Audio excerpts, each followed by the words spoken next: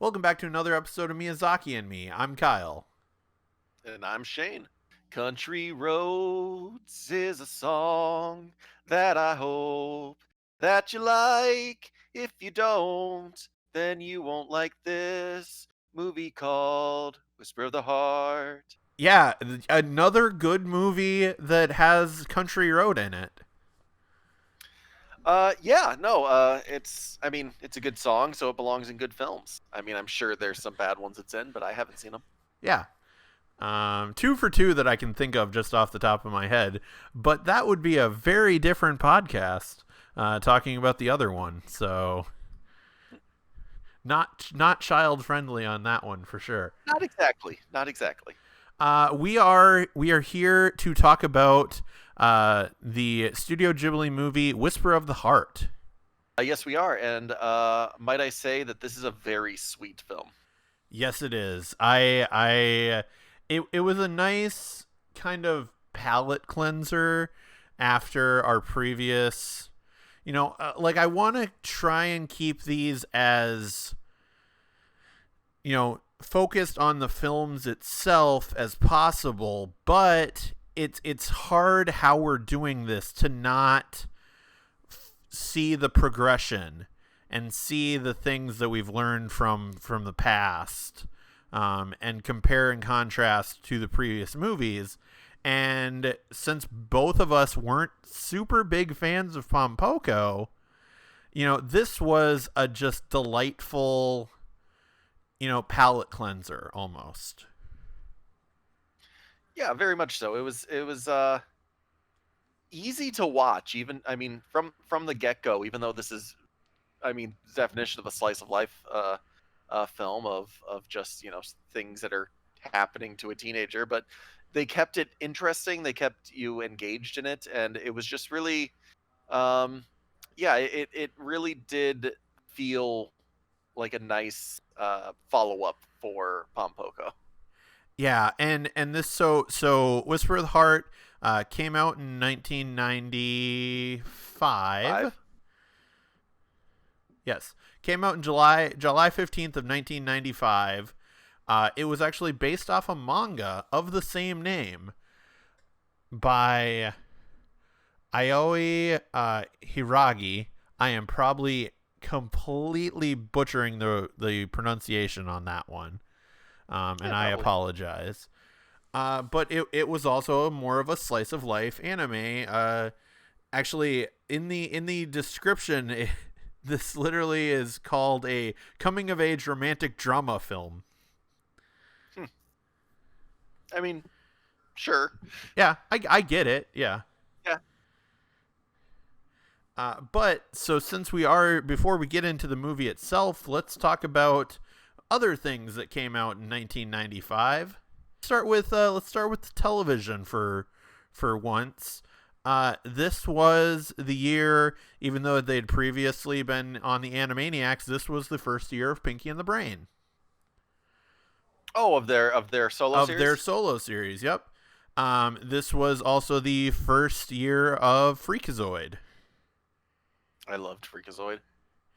And our this we knew this was bound to happen eventually, but we talked about it way back in Nausicaa. This is finally the start of Neon Genesis Evangelion. Oh, yep, yep. 95 would be that year. Yep, and then on the feature film side, we've got Pocahontas and Balto, Oh, and then incredibly influential anime Ghost in the Shell. yep. That's a big one. That's a big. Don't watch the live action. Yeah, yeah. Don't watch the live action. Watch the anime. And probably like as big of a deal and as influential as Ghost in the Shell is and was, literally the only thing that could top it would be, oh, I don't know, launching a new 3D animation studio and doing the first 3D animated film in Toy Story.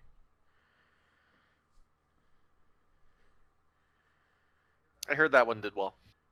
Yeah, it did well. And actually, coincidentally enough, there were actually some 3D elements in this movie. Yeah, sort of. I mean, was there? There were the planets and the buildings and stuff in the aerial sequences Okay. were 3D animated, and it was the first time Studio Ghibli had used 3D. Neat. And then also one I just briefly passed by on my notes, a Goofy movie also came out this year. Oh, I loved a Goofy movie. Eye to Eye by Tevin Campbell is still a song that I have on playlists on Spotify. It's such a great song, great movie. Yep. But so we are here at the film proper itself, and this film was written by Hayao Miyazaki, but it was directed by Yoshifumi Kondo. First time feature director for this, but not a stranger to Studio Ghibli. He had actually previously worked on Grave of the Fireflies, Kiki's Delivery Service, Only Yesterday, Pocoroso, and Pompoko, and would actually continue working at Studio Ghibli for going back as an animator for Princess Mononoke before unfortunately dying at the age of 47 in January of 1998. Yep, yeah, he died of a brain aneurysm. Very sad because as this movie is proof of, very talented person. I mean, that's not the reason why it's sad. It's sad that a young person passed away, but Yeah. he was a very talented person, and it was a great loss because I think he could have done a lot more of really great things. Yeah, it's interesting that he got this shot, and yet as we talked about in like our Ocean Waves episode, the director of Ocean Waves was also a one and done for Studio Ghibli, but would go on to do other things in his career. But actually, there have been many articles stating that Kondo would have eventually, Miyazaki did actually see him as his successor. You know, so that was interesting. But yeah, it was interesting and almost a little weird. As much as I love the song, just starting out with Country Road, and it was just such a tonal shift, from our last film, you know. Oh, very much so. And since it wasn't the original version of Country Road, and it started a little bit, my brain right away went, "Is this Country Roads?" And then like I started hearing the beat, and just I instinctively started singing along with it. Yeah. Right off the bat. But yeah, no, it was a weird start, but not an unwelcome start. No, it was just like it was just enough of this weird whimsy almost. And like for both of us, neither of us had actually seen this film before. So, if you are watching this for the first time, this is literally a movie of don't judge this by the cover, because the cover and the poster will make you think this movie is something completely different than what it actually is. Oh yeah, I mean, not to say that the change is a bad way. I actually found myself. I thought there might have been a tonal shift in the middle of this movie. Just judging from the timing, and Yeah. right around the middle is when the boy is saying that he's going to Italy, and so I wasn't sure if this was all going to end up in her imagination afterwards. But I found myself actually hoping that the image of the cat that I saw on the poster and everything was actually her writing this story. I actually found myself wishing that the first time she sat down with the Baron figurine and started like making up oh were you left at the altar, like started saying that stuff, and I just went, man, I hope this is her writing a story, and luckily it was, which was great. Yeah, I'm so happy about that fact too, because like we said, like we enjoy, you know, like the very fantastical, but like we also enjoy these slice of life animes a lot more than I thought I would. And of course, you're a gigantic fan of that style as well. So Oh yeah, I mean, some of my favorite animes are slice of life. Um, Generally a little bit more heart wrenching than this for some of my slice of life enjoyment, but this one was sweet. I mean, it told a young love story essentially from beginning to, not obviously not the end of the love story, but from the beginning of it to the actual fruition of it, I suppose. yeah, And and they do a really good job of doing it, and they do a good job of making it a young love story where it's not like, I mean, yes, her goal is to catch up uh to a boy and like try to like she wants to feel validated that she could be with him, which is not always the best kind of thing, but it wasn't in a way that it was like she's not good enough to be with somebody. She wanted to figure out what she wanted to be in her life, not not what that she wanted to be something better for him. And that was yes, really good. And they really displayed that well near the end when they're like riding up a hill together, and he goes, I told myself I'd get us both up this hill. And she jumps off the bike and she goes, I am not here to be pulled along by you. If I'm going to go with you, I'm going to be helpful. yep. I'm not just going to be carried by you. And I was just like, I like that. I like that a whole hell of a lot for a kids slash young adult movie, where, you know, young girls will see that, and yeah, it's a very good message and a very good and done in a very good way. Yeah, I liked. I actually put that in my notes of, you know, the hill climb is a very Studio Ghibli metaphor. That scene was just, you know, the fact that it's like, yes, this one, and it's a good balance for any type of relationship too. Like you can have, you know, maybe the one who is pushing things a little forward, and it has a driven, but you know, the other person isn't just going to sit idly by. Like in an ideal like relationship, the other person isn't just going to sit idly by. The other person will be there to help and pull their own as well, you know, and do what they can to help out. Yeah, very much so. And I this film is just it's very pretty to look at. There's a lot of still photo kind of feel in some of the background images, like just when she enters the shop for the first time, and she's looking around the shop, and it's such kind of a tossed away scene because they don't actually look around the shop again, really. Like, you get to see bits and No. pieces here and there, but everything like looks like a still drawn picture, and it's very very pretty. And this movie throws a lot of those at you here and there, of like, you know, you're going through the slice of life, and then, you know, she opens up a back door and looks over across the city, or at the end with the sun rising across the mist in the town. Yep. Like, they throw these at you so as to not forget that, yes, this is a slice of life story, but they will find a way to fit the beauty into this, because there is beauty in life, and it doesn't have to be fantastical to show it to you.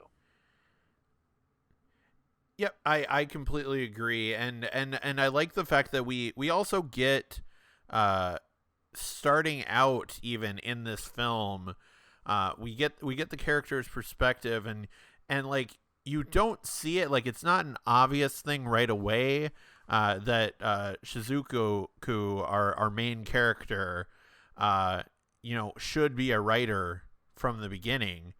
But it seems like she's completely obsessed with like, oh, I want to read 20 books during our summer break.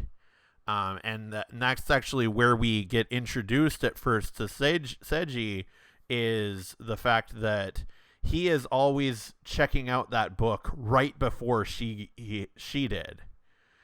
So she starts noticing this name always on her in the card catalog portion of the books from the library. Speaking of noticing names, I've got, as I always do, I have the movie on in the background, and I looked up, and he's winding the clock, and across the front of the clock, it just says Porco Rosso. Yeah, yeah, we were actually just talking about that before we started. How you said like, oh, I didn't notice as many Easter eggs, and I was like, well, that's because like everything was like there was an Easter egg and like almost a little homage, but not like spot on.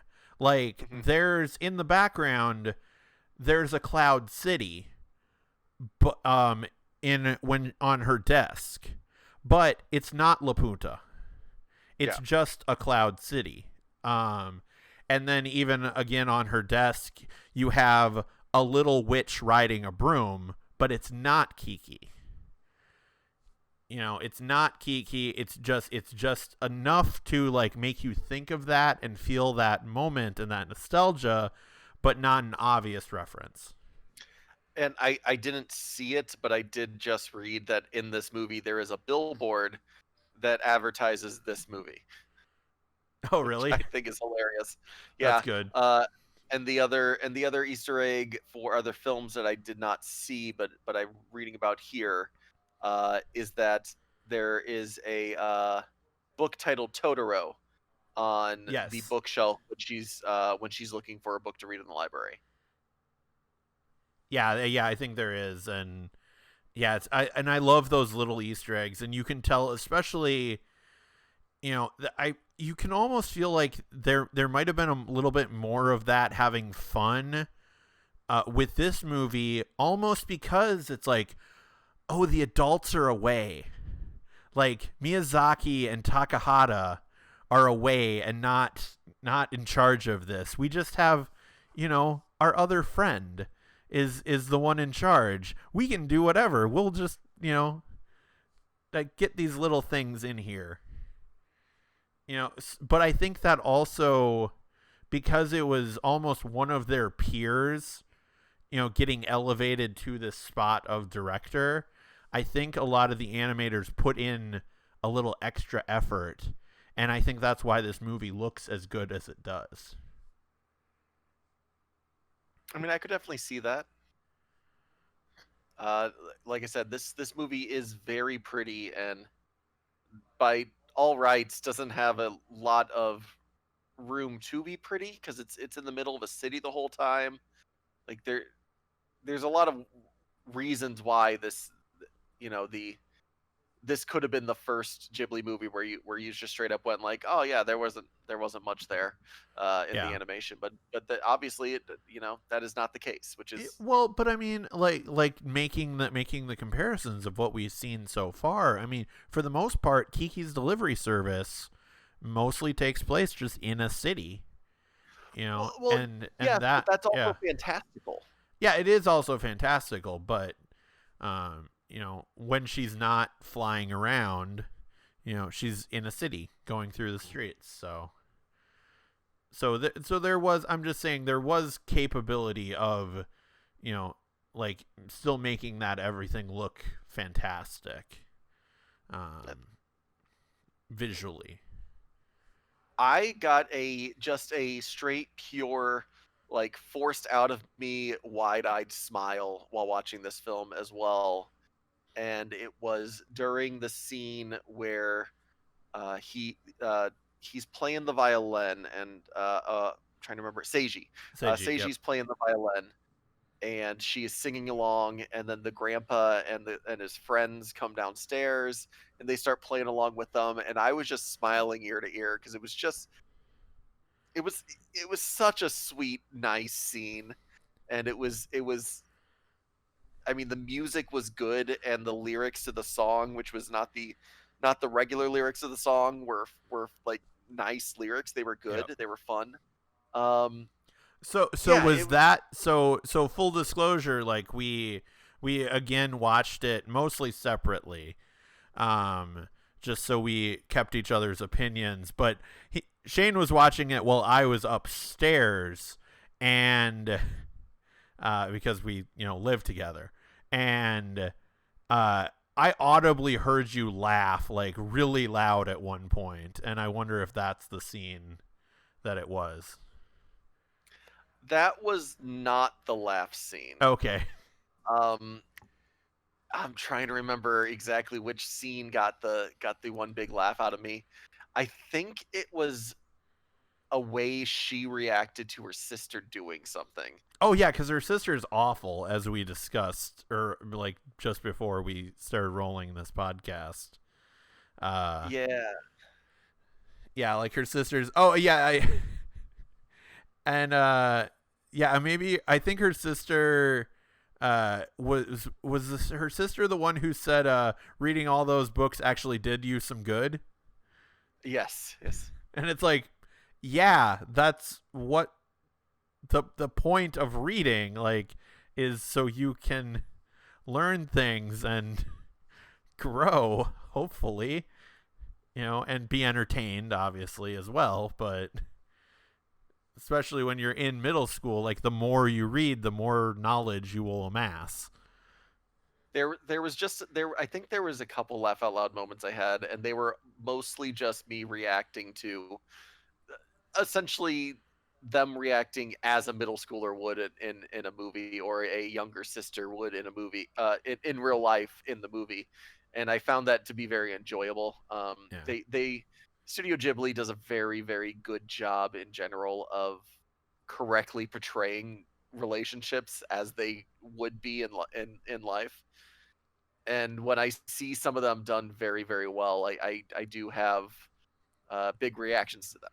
Yeah. And like speaking of the relationships, one of the ones that, like, so I think a lot of people will gravitate towards the relationship between Shizuku and Seiji, and Shizuku and Mr. Nishi, which is a fantastic, and we'll definitely get to Mr. Nishi as well. But I actually really enjoyed the relationship between her and Yoku.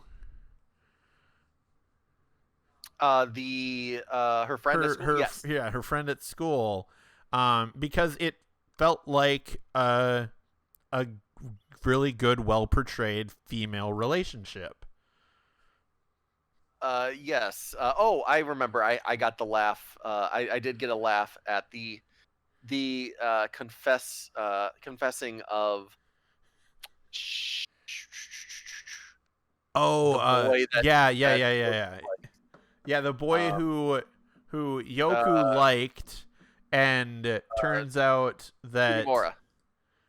yeah, Shimura, yeah. That Yoku liked, that turns out liked Shizuku, and Shizuku has no interest in him whatsoever. But he basically pawned off his other friend onto Yoku, of like, I don't really care about you, but my friend thinks you're cute. Maybe you should talk to him. But then she's all heartbroken because the boy she likes didn't like her. Yeah, and then the way that Shizuku responds to him was very much a like, I can't date you, my bro likes you. What? Nah. Yeah. Like, it was her response was made me laugh, because it was very much like, my friend likes you. There's no way this could work between us. Come Yep. on. And I enjoyed that too. Yeah, and Yoku and Shizuku, the fact that one of the scenes, it's after, towards the end of the film, actually, when Shizuku realizes she wants to be a writer, is them talking about, and this is one of the things that I just culturally understood finally throughout this movie, and that was I've always thought that the high school exams were similar to our like ACT and SATs, of like they were supposed to be done like towards the end of high school, but apparently they're done in middle school. And finally that made me realize like, oh, the age of these characters is like, oh, they're younger, so like they shouldn't really have everything together yet. um Yeah, and a way to see any kind of anime in my sense is if someone seems like a high schooler, they're probably a middle schooler, and if someone seems like a college student, they're probably in high school, because they age up all their characters to kind of make it fit. So they're yeah, either a little kid or they're high schoolers. Is kind of the way that yeah, they set up uh, kids in most animes. And yeah. then yeah, when it comes to the way that it works in Japan is that there's a high school exam. They You can move on to learning a trade if you don't go to high school, because it's kind of when you try to figure out what you're doing with your life. And then there are college exams at the end of high school to try to get into college as well. Okay. Uh, But yeah, I just found it interesting, and it's always a lot of these teenage, coming of age stories are like, I don't know what I'm gonna do. I should have figured this out already. And I'm just thinking, it's like, you're like 12. Like, you're fine. I'm 34 and I barely know what I want to do with my life. So yeah, but I mean, all these characters would be, I think, 14, because there's middle school ends in ninth grade, and high school's only 3 years. And it's a culture where they mostly want them to either know what they're doing or go to high school, is essentially what the okay, idea is. Um, if you know what you're doing, it's okay to skip high school, but it's not okay to skip high school if you don't know what you're going to do yet. yeah, That's where it's at in this kind of culture. okay. And so what kind of sparks Shizuku's realizing that she has to kind of figure out is actually meeting Seiji, and the fact that Seiji already knows kind of his goal, his end goal of like, he wants to go to Italy and, build violins. Like, he doesn't even want to play the violin, he just wants to build it. And that was a really interesting thing. And yeah, as we said, Seji's, we find out, grandfather is the owner of this antique shop that has this, is probably was like porcelain, maybe. I mean, it was a statue. It was a statue of some sort, yeah. And then it had gemstones for eyes. So they don't really get into what the statue was made out of. They just kind of get into the history of the statue, of where he found it in Germany and everything like that. But yeah, but that is the Baron. So that is the cat that you see on the cover of the poster, on the DVD Blu-ray cover. In spoiler alert, the cat returns when we get to that in the sequel. And so that's the visually interesting part that you see on the poster of like, oh, what's this?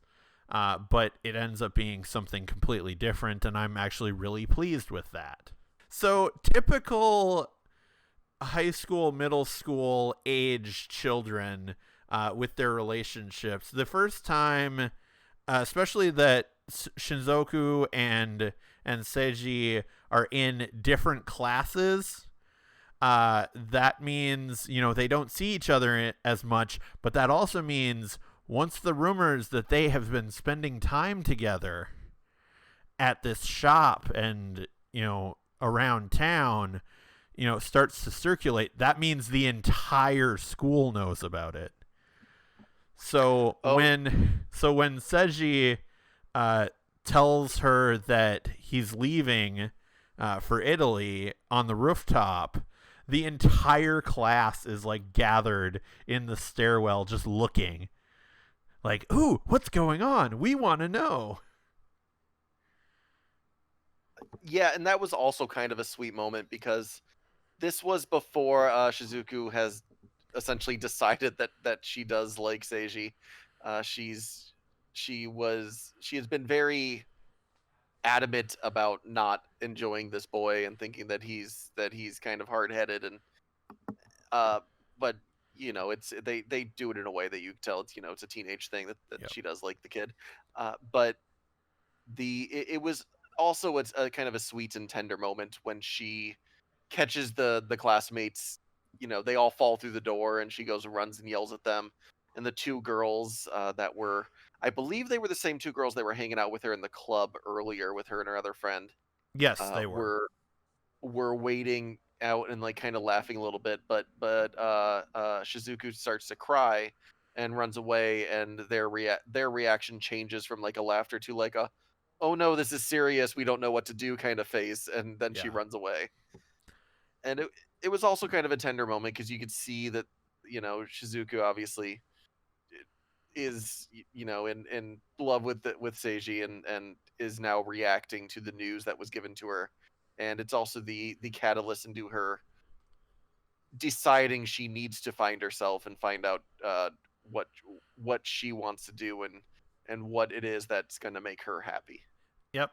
And of course, it would not be a Studio Ghibli movie without guidance to get onto her path from a just wise old character. And that was Mr. Nashi. Yep, as I said when she first walked into the shop, I went, well, time for her to meet a wise old person. I wasn't sure if it was going to be a man or a woman, because they You they never kind of know. mixed that Yeah. up. But I knew a wise old person would be in that shop, and yep, Mr. Nishi was there. Yeah. He definitely ended up being one of my favorite characters from this. And just super supportive as well of, because Shizuku ends up asking permission if she can write a story about the Baron, the cat doll in the tux. And Mr. Nishi gives her the permission, and also kind of helps her out with the like interesting gemstone, references and that kind of stuff. And then not even fully knowing the whole story yet, but his one request was, oh, I'm fine if you tell this story, if you write a story with basing on this character, but I want to be the first one to read it. And that also built to the later on when he did read it and he was able to, she was convinced. She goes, the dialogue's bad, like she kept saying all these things that were wrong with the book, and he goes, well, yeah, it's a little rough, but the beauty is there, you just have to refine it. Yep. Yeah, And I he meant, actually wrote down one of the quotes, and it says, "You sound like all of the other artists I know. No one should expect perfection their first time out."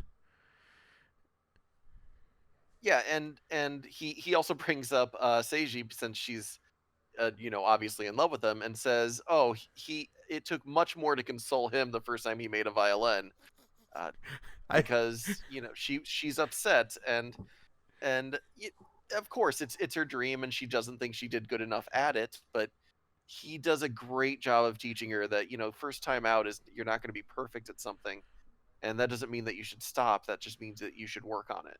Yeah, I did love his comparison between, because he basically helps console her after she freaks out about the book, and is like, oh, I'm gonna make you noodles because food solves every problem, in anime. I mean, it is true, food does solve every problem. Yes.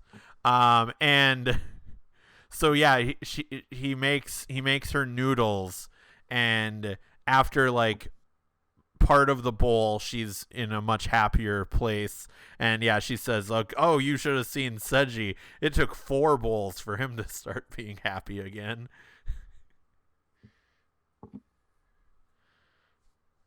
It was great. And It and was I it was and I and I do love the talk about the gemstones, and the gems inside a gem. Was a great metaphor as well.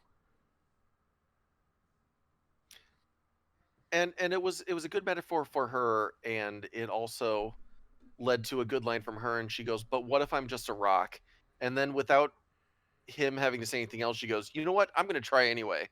And then I believe they cut back to him, and the old man just kind of smiling a little bit, and which is nice, because you never find what's inside of you unless you go looking for it, is the whole message of this movie. Yep. One thing that I also enjoyed about this movie was the supportive parents. Yes. That the I mean, they wanted her to succeed, and when they weren't succeeding the way that they wanted her to, when she wasn't going down the path that they wanted, they didn't tell her that her way was wrong, and that she had to, like, they weren't there to cause an issue for issue's sake, that some parents in movies are. They literally sat her down and went, "Is what you're doing important?" She said yes, and they said, "All right, we support you in it. We just goes." And it took the sister pointed out that they want you to follow their path, and she's like, "I know that, but having the support of parents like that is important for young people, and it's really nice to see in a movie, because you don't actually see it very often. At least you don't normally. Generally, if you do see it, it's not from both parents. It's just from a single one of them. Yeah, that's true. It's always like one or the other. It's not always both. And any difficulties she did have with her parents, it was more the fact that it was like, Shizuku, you're not studying, you're not putting effort in, and also you're not talking to us. Like, you're not communicating, what is your problem and why aren't you who doing it this way. But then once they find out, she's like, well, I'm actually working on this other project that means more to me right now. Oh, and her mom kind of agrees with it. Her dad's like, well, I've seen how often you're coming into the library. And I liked the joke, the little line as well, of him going, it's like, wait, Shizuku's in the nonfiction section? What is she doing in there? He said, "I've Because never seen her read anything but fairy tales." yeah, but what she was doing was she was doing research on these gemstones to add, some actual flavor and some actual facts to her fairy tale, which is always a nice thing, slightly grounding it in reality, but then also, taking that and being able to be like, oh, okay, I can take that, and that little germ of an idea will spread and create all these other things in my story.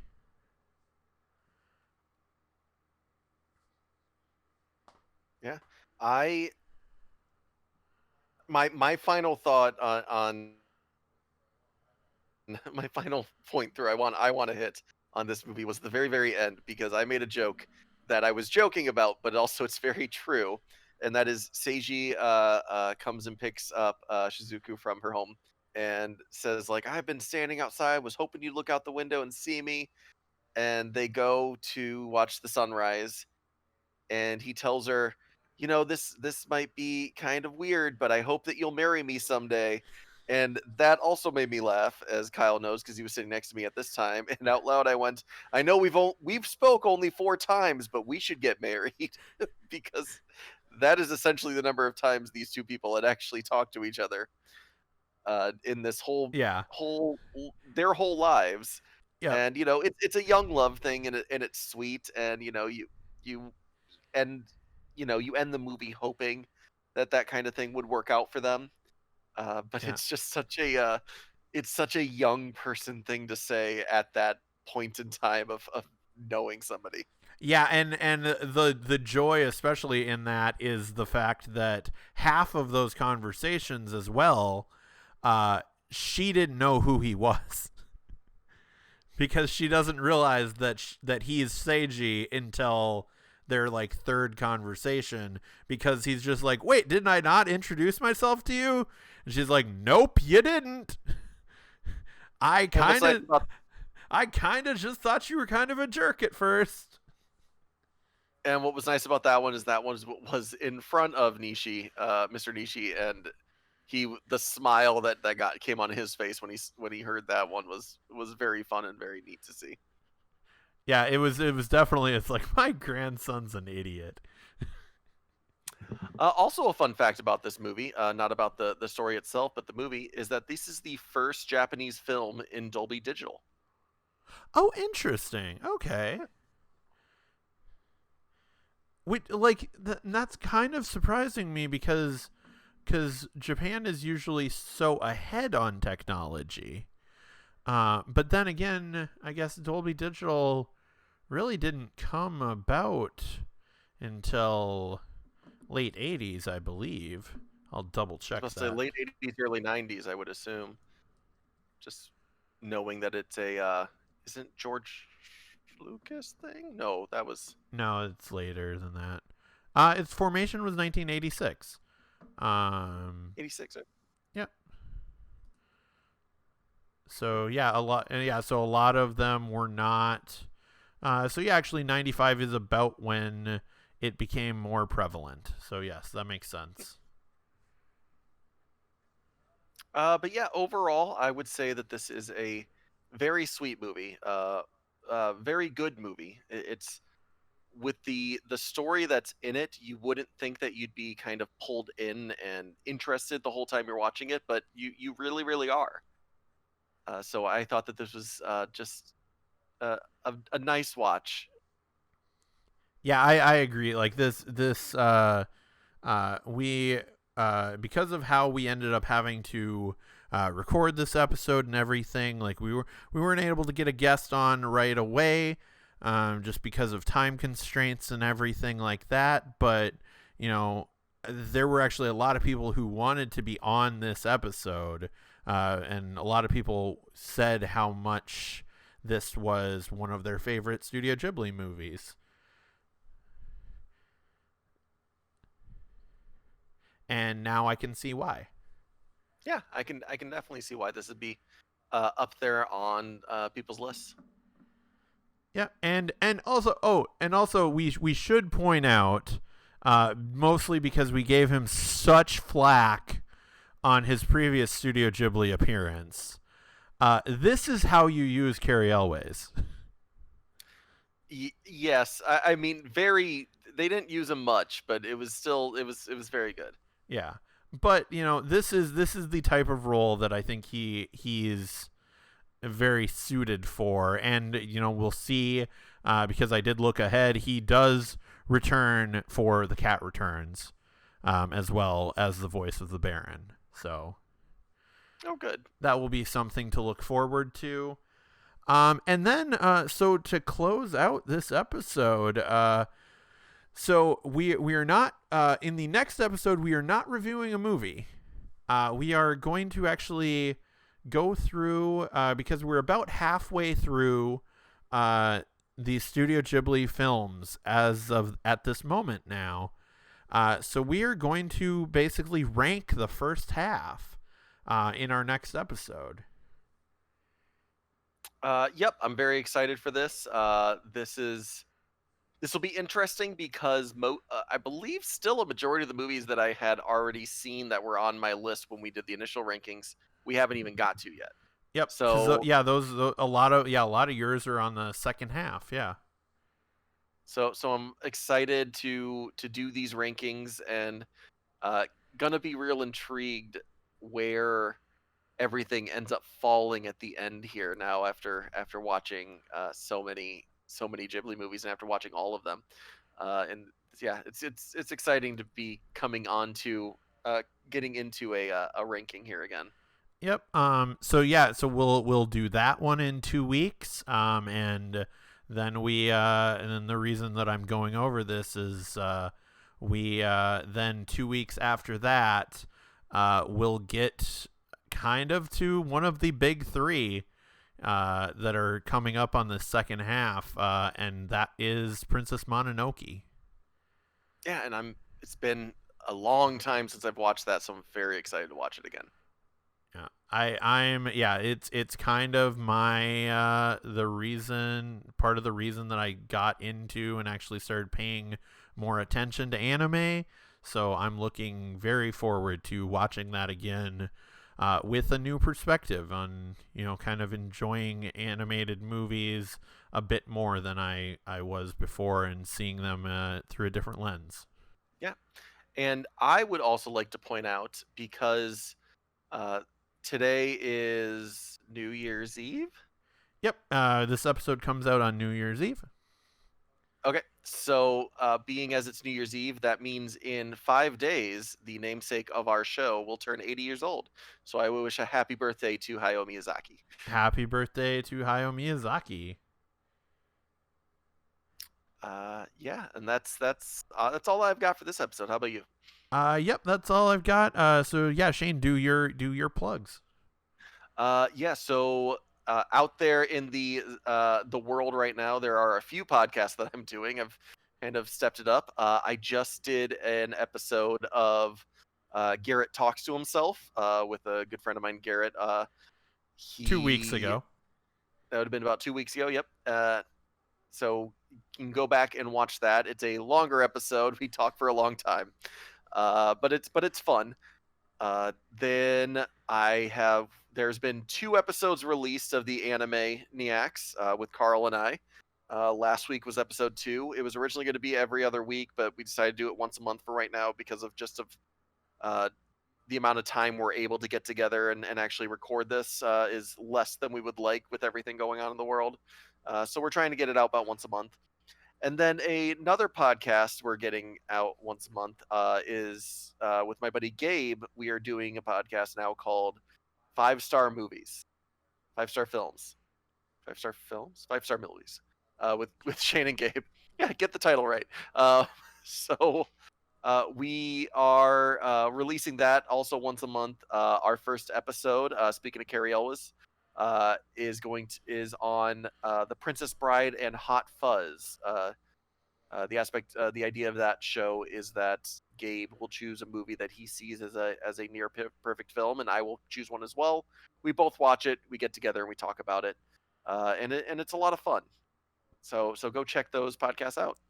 Yeah, I was literally sitting right next to Shane while he recorded both of those last 2, and they were fun from the side.